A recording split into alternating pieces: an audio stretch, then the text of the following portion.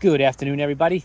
This is Don again, and it is time for episode 43 of Practical Reality.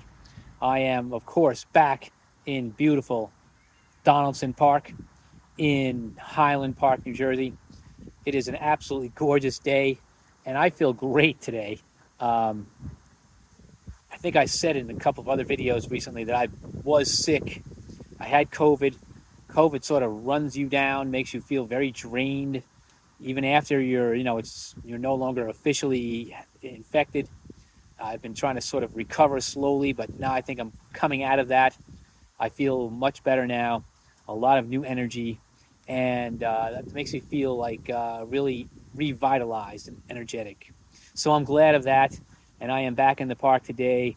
And today's episode is going to concern, it's like a follow up to last week's episode. Last week's episode asked the question, why not choose the spiritual path? Well, okay.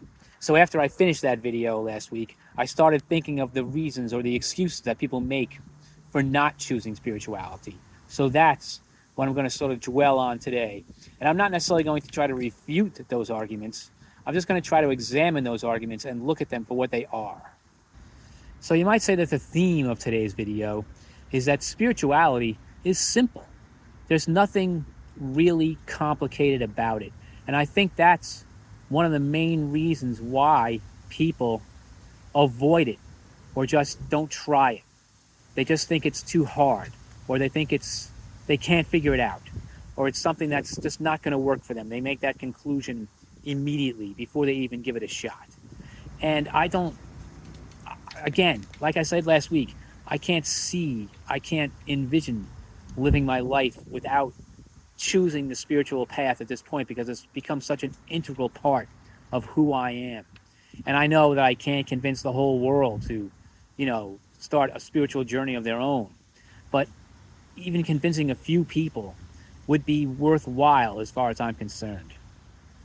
So let's start out with the simplest concept. Who are you? Who are we all? Okay? It's really a simple question, but it also has a profound meaning. Now, you may define yourself by what you do. Like the old nursery rhyme. You're a butcher, a baker, a candlestick maker. You could be anything, you know what I mean? Banking, software engineer, cook, beautician, hairdresser, whatever you are, okay?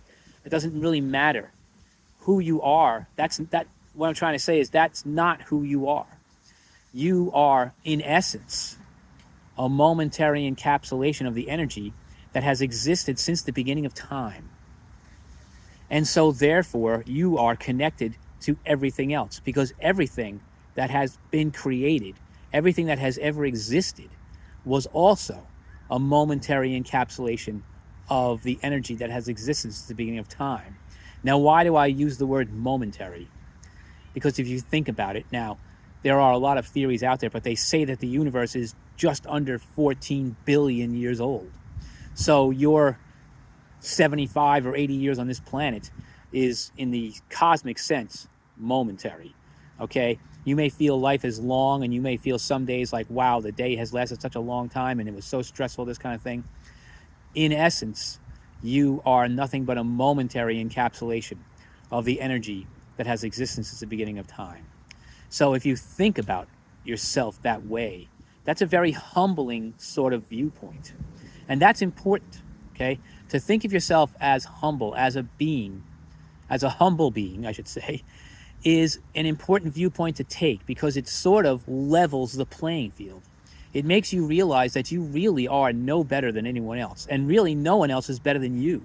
And that's very, very important to realize, because it's very easy to admire someone, like the way our society, I did a video on this not that long ago, the way our society just admires and glorifies people who are very rich as if they are geniuses and well above everybody else. And that simply is not true. They tie their shoes just the way we do, unless they have somebody to do it for them. They use the bathroom just the same way we do. They have the same soul. They have the same organs. They have the same eyesight that we all have. Now, we may see things differently. We may see different things, but that doesn't make any difference. We are still all human beings and still momentary encapsulations of the energy that has existence since the beginning of time. And you should not forget that. Now, that humbling viewpoint, that humbling perspective of yourself as a momentary encapsulation of the energy is the basis of your spirituality, if you think about it. Because if you have the energy that has always been there inside of you, and so does everything else, then you are then connected to everything else. And since recent theories have been put forth, posited, that the universe itself is consciousness, this tree I'm sitting underneath, this huge oak tree shedding acorns at a rapid rate while I'm sitting here, is conscious. The leaves are conscious. The river is conscious. Okay? It's all part of a system, a one gigantic consciousness. The universe itself is a conscious being. Therefore, the basis of your spirituality should be a connection, establishing a connection to all of that and feeling it inside of you. That could be a source of peace, realizing that you are a tiny fragment of everything that exists should bring you joy, because look at the beauty that is all around you. Why do I come here to make these videos? Because I'm surrounded by this beauty in this park, and the breeze that blows, and like I said, the acorns that are falling around me right now. It's beautiful. It makes you feel fulfilled. It makes you feel alive. And that's something you should be seeking. It makes you feel positive. It makes you feel beautiful. That's something you should be seeking out in your daily life. And if not, then you are missing out on a tremendous opportunity to gain the inner peace and the internal control that I talk about in every single video as the ultimate objective of what you should be aiming for every single day.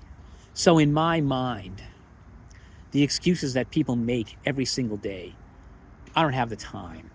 That this doesn't work. This is all BS. I could list a laundry list of excuses that people make. To me, they all fall away. They all fall away to nothing, because it's gaining that perspective of who you are and realizing what you're connected to that makes the benefits of choosing the spiritual path far outweigh the negative excuses that people make to avoid it. And you know something, I just read something the other day which I had to laugh at. It was a great sort of expression of the negativity that exists in the world towards a spiritual lifestyle. There was an article talking about the negative effects of meditation, as if, some people get great benefits from it, but other people have, experienced stress, or they mentioned something about like some sort of negative bodily reaction to meditation. And I read it over and I was like, I can't understand it. It doesn't make any sense to me. It sounds like people who are trying to reestablish the conventional medical wisdom as the only possible source of information. In other words, they're just railing against the idea that anybody can get any benefit from meditation. And I think that's a terrible viewpoint to put forth, because meditation is a highly, highly beneficial practice. And when you become more advanced at meditation, it really comes down to raising your vibrational frequency. And as I have said in other videos, your thoughts are frequencies. And this is where the connection lies. The thoughts you put out, the frequencies that you broadcast, are what go out into the universe. And as Dr. Joe Dispenza says, the thought is made, the frequency is broadcast, and the return, the intention that you have, is broadcast. And what comes back to you is a reflection of what you have thought and broadcasted. So you are an attractive being. You are a magnet for the things that you want in your life. And if you ignore the possibility of having a spiritual connection, then you are missing out on so much that is out there, so much that can bring you joy and beauty.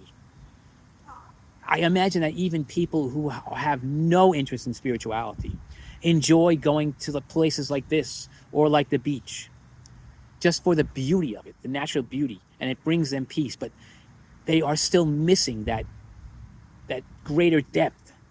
They understand why the beach feels great. They understand why sitting in a place like this makes you feel good, but they don't gain the connection that's necessary to raise your vibration and reflect, broadcast out those feelings so you have the possible benefits come back to you as a result of what you broadcast. And I think that's so important to realize. So using the excuse that you don't have the time, or you don't have the energy, or you don't have the belief, it just doesn't work. And I understand it, and I know that there's, the vast majority of the population does not believe in a spiritual lifestyle. And to that I say, it's just too bad. Because if spirituality was more widely adopted, what a tremendous, a positive effect it would have on the population of this planet. 8 billion people on this planet, all of whom are seeking a good life for themselves, and some of them are seeking a good life only for themselves and don't care about what happens to other people. They are the ones who are holding back the progress of the human race. And that is really a shame. So what you must realize when you begin a spiritual journey is that you are building a relationship between yourself and that consciousness that exists. And it's funny, I read something on Reddit not that long ago about a person who was saying, none of this has any sort of experimental confirmation. Okay? Do I need that? I don't need that. I think I may have said in the last video, people believe things on faith all the time. The existence of God, the existence of Jesus, the existence of Muhammad, the existence of other spiritual figures has all been written about for thousands of years. But has anybody ever actually confirmed that any of those people existed? No. But does that matter? No. If belief in religion brings you peace, then I say it's wonderful for you. It's not my path. I was on that path. I found another one that works better for me. I'm not worse than you. I'm not better than you. I'm simply different than you. I believe something that helps me. And if people could develop a further connection with the consciousness out there, then I believe it would help you. That's a relationship that you build with yourself and with the consciousness that exists in the universe. And that can only be beneficial. Now, I believe what I'm going to talk about next is the sticking point that stops a lot of people from embracing the spiritual life. One of the major requirements, one of the major teachings of spirituality is to make the assumption, despite whatever your circumstances are, that you have everything you have ever wanted. It's just around the corner, just out of sight. Okay? If you are radiating the positive energy, the joy, the peace, the gratitude that you would have, that you have inside of you, that you would have and you have inside of you for all of the things that you've ever wanted when you achieve them. That is what stops people. They are not able to embrace that concept. They can't say, okay, I will assume that I have it all, even if I don't. They can't say that. They look at the circumstances of the world. I've had conversations with people in various forums, and they've said to me, that's ridiculous. That's a ridiculous concept. How can you possibly say that you have everything you want if you can't hold it in your hand? Okay, how is that different? How is what I am saying, how is the assumption of having everything you want, how is that different from religious faith? He's out there. Jesus Christ is out there. God is out there. He helps me when I pray to him. He answers my prayers. Jesus himself, in one of the Gospels, I'm not sure if it's in all of them or not, but Jesus himself even said that when you pray, assume that your prayer has been answered. That's exactly what I'm saying here. It is no different. So that's another excuse that to me falls away, that doesn't stand up to examination. If you are going to believe in yourself, believe in the dreams you have, and overcome the circumstances which surround you, then you have to believe that you have it. You have to believe it.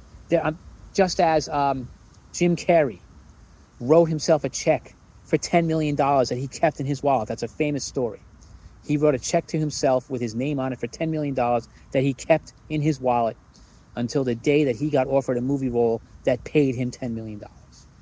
He believed that it was going to happen with such a degree, every cell of his body, that he never let go of that belief until it actually came true.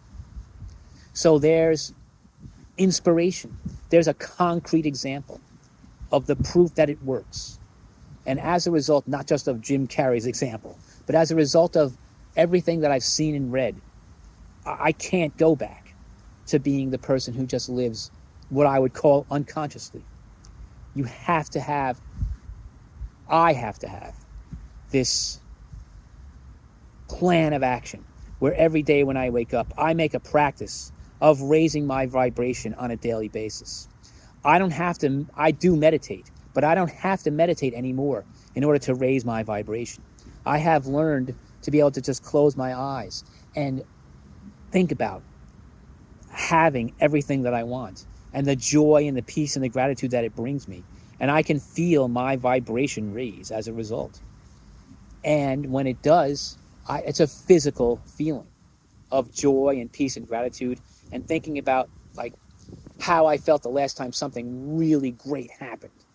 And I was like, wow, how awesome is that? And you didn't expect it. It just came around the corner and bam, you got it. And you were like, and I was like, wow.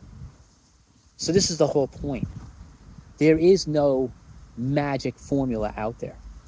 This spirituality, as I said, is simple. It's just a matter of believing. You believe in yourself and the abilities you have, in the skills that you have, that when you put your mind to doing something, you can do it. Put your mind to this. Put your mind to believing that you have everything you ever wanted, and you will not stop believing that until it actually is in physical grasp. And then maybe you'll start aiming at higher things that you thought you would never ever get, things that are well beyond the imagination that you have today. And yet, when you get what you first desire, your first intention, then you will naturally form other intentions, and you will be able to achieve things that are even greater that you've never even thought about. And that is possible because you are connected to the consciousness of the world through your soul, through the energy that exists in you. Your life force is the same life force that powers everything that you see around you. So never stop believing. And if you can embrace it, give it a try. And yes, it takes work. Just as building any relationship takes work. If you have a relationship with anybody, any friend, your wife, your husband, whoever it is, it takes work. You can't be complacent about any relationship that you have if you want to keep it. So your relationship with the universe, your good relationship with yourself starts with forming that relationship and being vigilant about working on it on a regular basis. That is extremely important, and that will, I hesitate to use the word guarantee, but that will bring you positive results. I guarantee it. You'll feel better. You'll wake up each day feeling better. If your job, if your family life, if your circumstances bring you down every day to the point where you wonder why you even keep going, then sitting for 15 or 20 minutes a day and thinking about your relationship with this universal consciousness and how it humbles you will bring you greater peace and will start to bring you and help you rise above the circumstances in which you find yourself. And then you will begin to understand the proof of what I'm talking about here. And that's what I have to say today. And I thank you all for listening. And I hope that everyone gets something good out of this. And I wish everyone peace, prosperity, happiness, joy, and gratitude. Like, comment, and subscribe. And I hope that I can continue to build an audience that appreciates the message that I put out here every day. Thank you. Bye-bye. I should say once a week. Thank you. Have a great day.